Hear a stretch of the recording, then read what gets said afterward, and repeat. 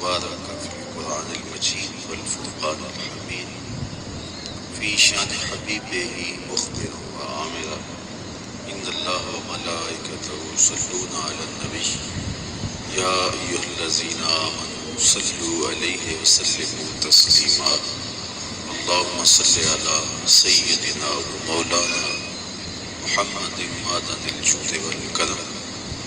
صلاة وسلام عليك يا سيدي يا رسول اللہ۔ تمام حمد و ثنا، تعریف و توصیف اللہ جل مجدہ الکریم کی ذات و برکات کے لیے جو اور مالک شاشہات بھی۔ اللہ جل وعلا کی حمد و ثنا کے بعد رسول رحمت، شفیع معظم، نبی محتشم، حضور ختمی المرتبت، اللہ کے پیارے، امت کے سہارے، رب کے محبوب، دانائے غیوب، مالک رقاب امم، فخر یہ کون و مکان، سیاہ لا مکان، سید انس و جان،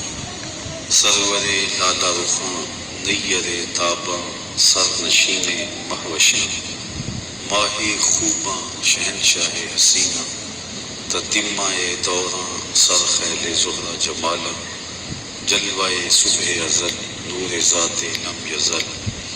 باعث تکوین عالم، فخر آدم و بنی آدم، نیر بطحا، رازدار ما اوہا، شاہد ما طغا، صاحب علم نشرہ، ما احمد مجتبیٰ، حضرت محمد مصطفیٰ صلی اللہ علیہ وآلہ وسلم کے حضور ناز میں اپنی عقیدتوں، ارادتوں اور محبتوں کا خراج پیش کرنے کے بعد واجب الاحترام محتشم سامعین، عالی مرتبت سامعات، ناظرین و ناظرات، ذی وقار علماء کرام، منتظمین مجلس ھذا، السلام علیکم ورحمۃ اللہ وبرکاتہ۔ ہر سال کی طرح اس مرتبہ بھی پورے احترام کے ساتھ عقیدتوں اور محبتوں کے سانچے میں ڈھل کے بارگاہ زہرا سلام اللہ علیہا میں اپنی عقیدتوں اور محبتوں کا نذرانہ پیش کیا جا رہا ہے۔ اللہ اسے قبول فرمائے۔ وہ مقدس ہستی، وہ عالی مرتبت بارگاہ جن کا نام لینے سے قبل قلب و نظر اور نطق کا بھی وضو ہونا چاہیے۔ دختر رسول اکرم صلی اللہ علیہ وآلہ وسلم حضرت سیدہ فاطمہ الزہرا رضی اللہ تعالی عنہا وہ عظیم المرتبت ہستی ہے، جب حضور کو ملنے کے لیے، حضور سے ملاقات کے لیے آیا کرتی تو صحیح احادیث میں آتا ہے حضور بیٹی کا اٹھ کے استقبال کرتے،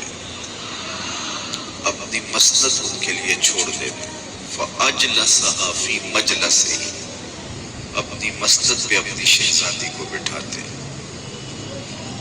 وہ عزتیں، وہ رفعتیں جو انہیں عطا کی گئی وہ کسی اور کا مقصود نہیں ہے۔ حضرت اقبال علیہ رحمہ نے خراج عقیدت پیش کرتے ہوئے سیدہ زہرا سلام اللہ علیہ کی بارگاہ میں جو نذرانہ پیش کیا ہے، آپ میں سے کوئی بھی ایسا نہیں ہوگا جس نے اسے سماعت نہ کیا ہو۔ مریم از یک نسبت عیسیٰ عزیز، از سے نسبت حضرت زہرا عزیز۔ فرماتے ہیں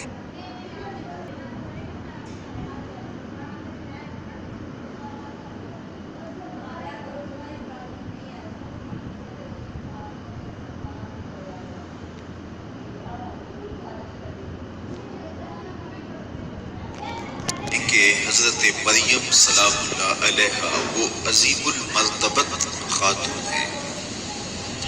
جن کا ذکر قرآن کے دامن میں موجود بلکہ ان کے وجود ہے۔ سورہ مریم ان کے نام سے موسوم یہ سورت قرآن کے دامن میں ہے، جن کے تقدس، جن کی پاک دامنی کی دھوم ہے قرآن، جو پاکیزہ وصف اور صالح وجود ہیں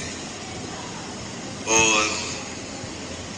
جن کی آغوش میں حضرت عیسیٰ علیہ السلام جلوہ گر ہوئے۔ مشکل وقت تھا، اللہ کی حکمت تھی، حضرت عیسیٰ نے بغیر باپ کے دنیا پہ جلوہ گر ہو کے اللہ کی قدرتوں کا نمونہ بننا تھا، لیکن معاندین دشمن گھیرا ڈال کے بیٹھ گئے۔ یا اخت ہارون، اے ہارون کی بہن بڑی تسبیحات کیا کرتی تھی، یہ کیا کیا؟ بغیر باپ کے بیٹا لے کے آ گئی۔ تو کتنا مشکل وقت تھا سیدہ مریم سلام اللہ علیہا پر، لیکن انہیں بتایا گیا اس اوکھے ویلے، اس مشکل وقت اپنے بیٹے کی طرف اشارہ کرو۔ تو انہوں نے کہا فاشارت الیہ، انہیں کی طرف انہوں نے اشارہ کیا۔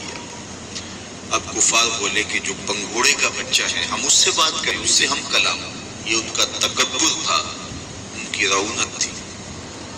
تکبر میں بھرے ہوئے وہ کہنے لگے ہم اس سے بات کریں جو پالنے میں ہے، جو پنگھوڑے میں ہے۔ پھر حضرت عیسیٰ علیہ السلام نے آغوش مادر میں کلام کیا اور ان کفار کی آنکھوں میں آنکھیں ڈال کے کہا انی عبد اللہ آتانی الکتاب وجعلنی نبیا، خبردار میری ماں پاک دامن ہے اور میں اللہ کا بندہ ہوں، اللہ نے مجھے کتاب بھی دی ہے اور نبی بھی بنایا ہے۔ آغوش مادر میں بچے نے بول کے اپنی ماں کی عصمت کی گواہی دی اور اپنی نبوت کا اعلان